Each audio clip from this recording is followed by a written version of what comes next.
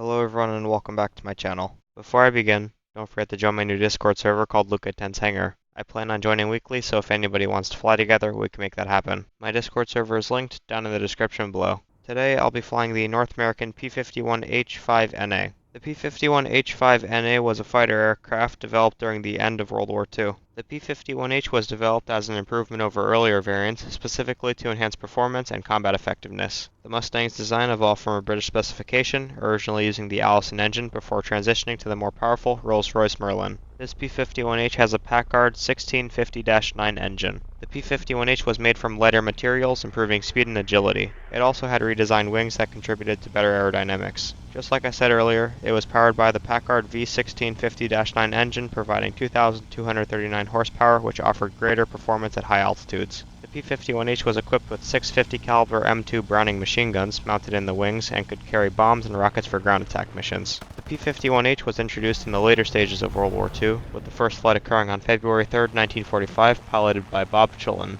However, it reached production too late for significant combat deployment during the war. After the war, some P-51H aircraft were used by the U.S. Air Force and were also sold to various foreign nations. They served in roles such as fighter, bomber, and reconnaissance aircraft during the late 1940s and into the 1950s. Although not as well known as the earlier P-51 variants like the P-51D, the H model was the fastest of the Mustangs, achieving speeds of over 440 miles per hour. Its design influenced future fighter aircraft. There were only 555 units built of the P-51H before the end of the war. Many were retired quickly, but a few have been preserved in museums and private collections. Overall, while the P-51H-5-NA did not see extensive combat during World War II, its design and capabilities contributed to the ongoing evolution of fighter aircraft in the post-war era.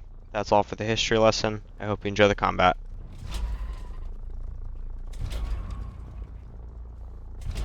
Right now I'm just trying to side climb as high as I can so I can boom and zoom some people. The P-51H is arguably the best prop in the game. It's got a really good top speed, a really good climb rate, and it's pretty maneuverable. And to top it off, you even get the 650 caliber machine guns, which are pretty good.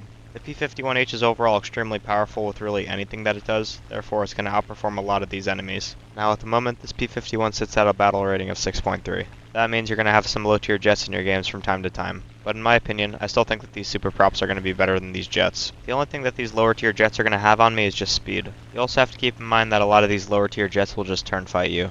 Like I said just before, you're one of the best props in the game and you have extremely good maneuverability. So with that being said, definitely just try to use your advantages. Starting with using our advantages, my wingman Banana Man 2000, also known as Mark, and I are going to boom and zoom this G8N1. G8N1 starts firing his back gunners, unfortunately hits Mark. I hit him, try to aim for his engines, rip his flap off, and then get out of there. I also see that the G8N1 has the unapproachable title. I will definitely not be approaching him. You need 1,000 back gunner kills to have that title. Fortunately, Mark's not too badly damaged, and he's able to make it back to the airfield. Mark is a viewer on my channel. If you want to be in a YouTube video, or just want to fly with me in general, join my Discord server, it's linked down in the description below. I enjoy flying with all my viewers, and I'm very active in the server. I've been climbing for a while now, I'm the highest in the game, and I love to see that. I'm going to start to dive on these enemies in the middle of the map here, but before I do that, I'm always going to be looking around me, being aware of all my surroundings. I know I am the highest aircraft in the game right now, but you can never be too sure. I would definitely recommend everybody to make it a habit where you always look around you, being aware of all your surroundings. Improved situational awareness will improve your gameplay. I dove down a lot farther so I can boom and zoom these guys quicker. Right now I'm just trying to evaluate who I think is going to be the most dangerous enemy. It's definitely going to be the MA-262, so I'm going to start to dive on him. And then as I'm diving, I'm always looking around me, being aware of all my surroundings. And then as I zoom in on the MA-262, I see that he's diving, but then his friend the HE-162 starts climbing, and I really thank him for that. As he's mindlessly climbing and losing all of his energy, I'm going to fire at him here, get severe damage, and rip his wing off. And then immediately after the kill, I'm going to climb back up to altitude, and I'm always going to be looking around me, being aware of all my surroundings.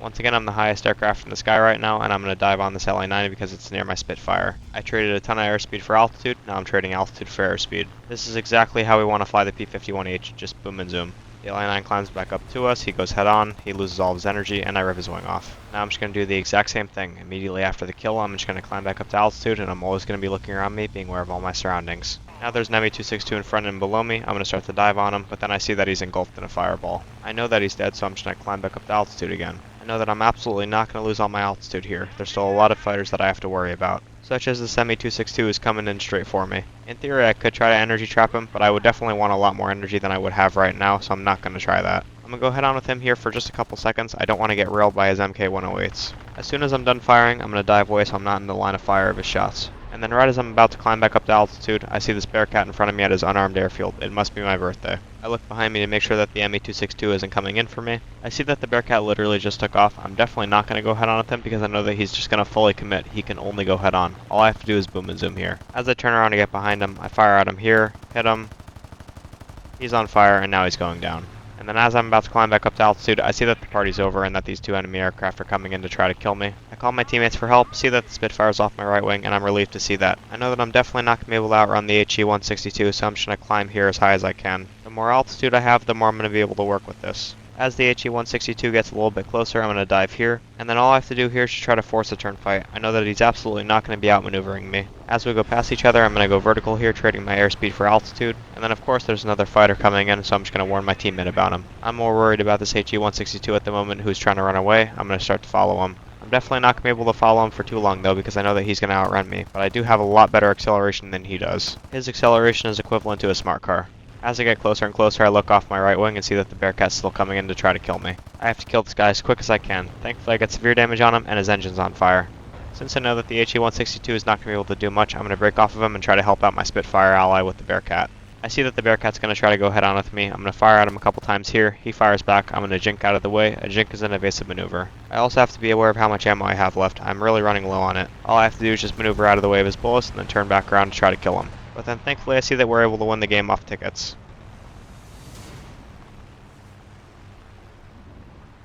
Thank you everybody for watching, and I hope you enjoyed my video. If anybody has any suggestions on what aircraft they want me to fly next, please leave it in the comment section down below and I'd be happy to fly that aircraft.